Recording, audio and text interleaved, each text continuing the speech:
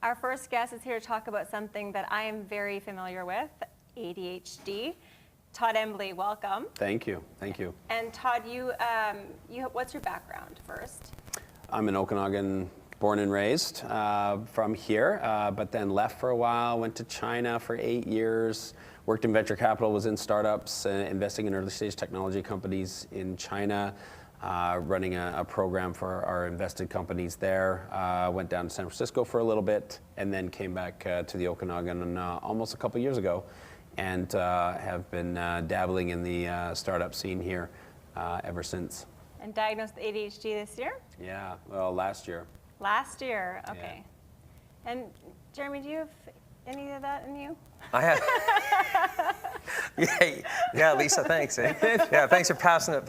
Yeah, all three of us up here have ADHD. So I don't know if we're going to stay on topic that long. Yeah, do you want to go for that's right. We're just going to, we'll end up talking about something else, but no. Well, that's the funniest part is when Todd and I tried to do a podcast together, it went in so many different directions. Yeah, oh, totally. Yeah, it's all over the map. Is it all negative, or what's happening with your website, for example? Like, what have you found?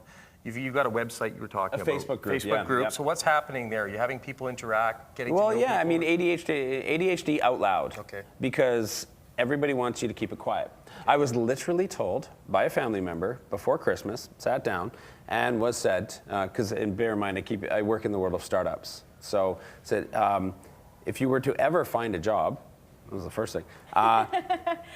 Don't find a job, keep a job. Well, either or. To get a job, you can't say that you have ADHD. You need to keep this quiet. Don't be posting it on Facebook or something. And so I went completely the opposite direction. I'm like, okay, well, if this is the stigma, then I'm absolutely, you clearly don't know me, I'm absolutely going to go and make a whole Facebook group out of this and do a ton of it. Is ADHD, don't tell ADHD people to not do something, because we will do the exact thing you're telling us not to do. Yeah.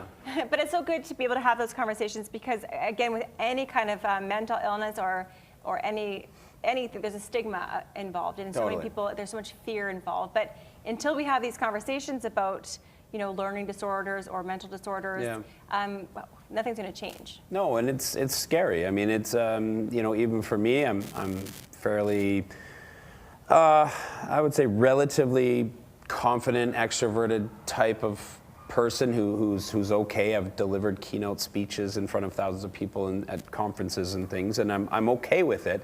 But still, it's hard. I thought Sam Smith, the singer, did a brilliant thing last week. He posted a picture of himself on a beach without a shirt on, and a lot of people said that, or he said, you might think this is a narcissistic picture by somebody famous sitting on a beach in a really nice place. I can tell you this is one of the hardest things I've ever done, because it's not talked about, but growing up as a male, I had massive body issues. But as a male, having body issues, they don't go hand in hand. You're not really supposed to have body issues. You're a dude. You don't have body issues. You can't have, mental, issues with this. And so there's a lot of things where it's hard. It's an interesting. Okay, so the real deal. Talk real. I think when women have issues, maybe it's, I find that maybe it's easier for them to talk about, but they don't get as much respect for it. And I think that's actually a shame, because I think when a man finally does come out and say something, he's lauded with applause for the bravery to stand up and say something, because as a man, you're not supposed to show weakness, and when you do, it's good. But then, because I was talking to a friend of mine who also has ADHD, diagnosed, and she's been misdiagnosed with depression and anxiety in all these years, and all these medications and things. And then she is saying, like, nobody takes me seriously. Like, everything, I'm just having another day. It's just I'm being a drama queen. It's that time of the month. She gets thrown all these things at her, and nobody is taking her seriously. Nobody's validating her. Right. So, yeah, there's this weird, I don't know, yin and yang with it, with the male and female. I don't know. I think that's great that people are starting to talk about, attention deficit disorder, and not giving it. I think with any kind of mental situation, I think all of us are self-conscious about talking about it, especially bring it up to a boss, bring it up to a friend. you hear somebody's got attention deficit, automatic, oh yeah, and you start thinking whatever about that person. You start prejudging somebody before you've even met them, and not looking at the advantages that attention deficit disorder people have, which is something I was going to ask you about. So the superpowers. Well, let's talk about that for a minute. Let's talk about this, because the negatives are things like emotional dysregulation, inattentive, impulsivity, disorder, disorganization, messy. Blurters. Oh, totally. Blurting. Yeah. That's a big one. Guilty as charged. Yeah, zero filter. Yes. So we all know those ones. Now, tell us the positives of ADD and ADHD. Well, from what and of course, some of them are whether you like having this or not, right? So I'm highly sensitive. To the point where people have asked me or told me that I have ESP around knowing what people are going to do or think. You can literally see around corners. Intuitive. Yeah. So I really enjoy that to a degree. Sometimes I don't like it for this reason. I don't like it for when you can tell someone is judging you or doesn't like you, because then I get into the panic mode because I can feel that they don't like me, and then I start doing extra weird stuff. I knew you were going to say that. No, I'm kidding. Yes, no, and it does, and it puts you off because you can feel a room and you can feel people, and you can just feel it, and because we're so sensitive.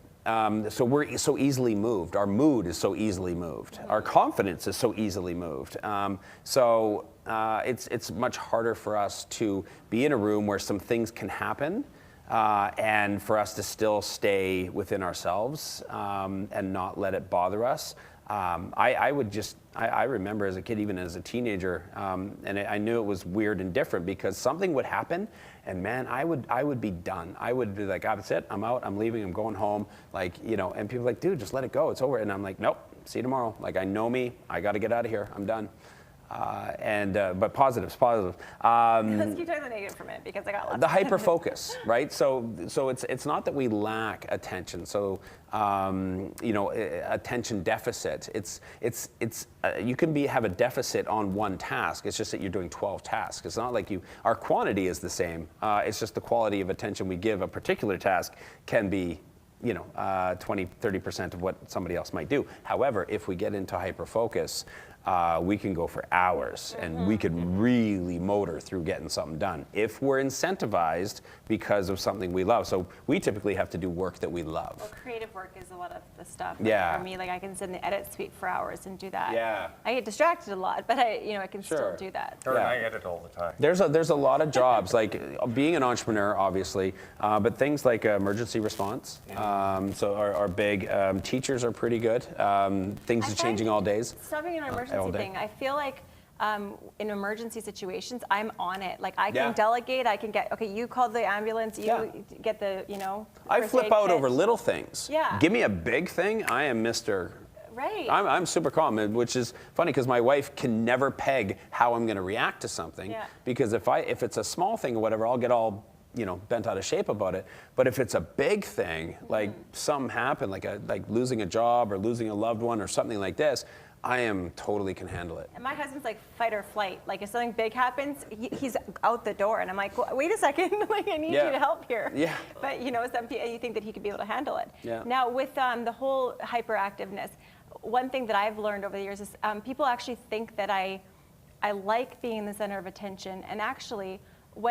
Just recently, people sang me happy birthday, and I hate being sung happy birthday so much, and I actually don't like attention, which is weird. Let me ask you a question. Do you like at Christmas? Do you like to give gifts or get gifts? I don't like gifts and anything. I don't like people giving me anything anytime because it makes me feel uncomfortable. But I love giving to people. That's exactly the same. I hate opening a gift at Christmas, and it's around my family because I know I've got to do this whole, oh my God, thank you very much, something like this or whatever like this. But I feel if it's too much, I'm going to be like, oh please, I know I feel good. I only spent like 15 minutes. I got it at Winners for them, and I'm going to be like, oh, this is But usually I put a ton of thought in though, and I'm almost paying attention all year. Thoughtful is a great. Yeah, thoughtful, caring. Positive. Yeah. So some resources quickly. So we've just covered the positives. Sure. So we're thoughtful, intuitive, adventurous. Oh yeah, adventurous, spontaneous, usually optimistic. Yeah. You know, usually very funny. Like to be, you know, I mean, it's a problem for my wife before she's had 8 cups of coffee to try to handle me in the morning. But you know, I'll be bebopping to, you know, making breakfast and singing music. But yeah, I mean, I think it's. But then there's the fall off the cliff sometimes. How do we get diagnosed? How does somebody get demon. diagnosed? Somebody like yourself, you're a little bit. It's a long wait.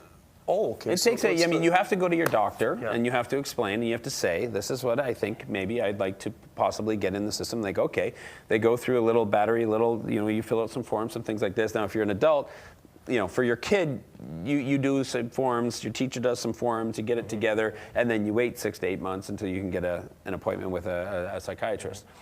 And that's the same. I'm in that waiting period for both me and my son. My MD was good enough. He knows a lot about it, so we're already starting to play around maybe with some a little bit of meds, just some very small, like 10 milligram type things, just to see if it makes a difference. But I think if you want resources, I think Driven to Distraction is the most amazing book. I think it's brilliant. I think you should read that. I think go on YouTube and look at Jessica McCabe's How to ADHD. Is a brilliant resource. And a local guy, Dan Duncan. Dr. Don Duncan is the leading child psychiatrist in town here in Kelowna. Does he do the workshops? Dan Duncan. Okay. His brother, Dan Duncan, who he brought into this 5 years. Dan and Dawn. Yeah. So Dawn is the psychiatrist, and Dan is basically the ADHD coach. Okay. So he does ADHD inside out, and he does seminars here in Kelowna every few months. I highly recommend, if you don't know if you do or you don't, that's the first place you should start. Sign up, go to the seminar on a Saturday, spend 5 hours there, listen to Dan. Show up. Yeah, don't forget. Mark it in your calendar. Have somebody call you. Yeah, exactly. Okay, we're going to talk more about coping with ADHD with our next guest, Marcus Jasper. But thank you so much for coming, and just tell us how we can find your... Thank you for having me. I think if anybody wants to, you can always reach me, just Todd Embley at Facebook or on LinkedIn, and our Facebook group, join that, ADHD Out Loud. And the webinars, when are they? They're Tuesday nights at 7:30. We stream them live in the Facebook group at the ADHD Out Loud, and there's usually a link in there if you want to just go jump onto the webinar because you want to say something or be actually involved. Or one of your co-hosts doesn't show up. Yes, and then I may be looking for somebody to jump on rather than just to be a monologue. Yeah, that'd be great. Well, thank you for being a voice in the ADHD community. No need to thank me. I thank everybody else who's out there. And I think you need to actually get to your webinar. Yeah, it's coming up tonight soon. All right. Well, thank you so much, Todd. Thank you.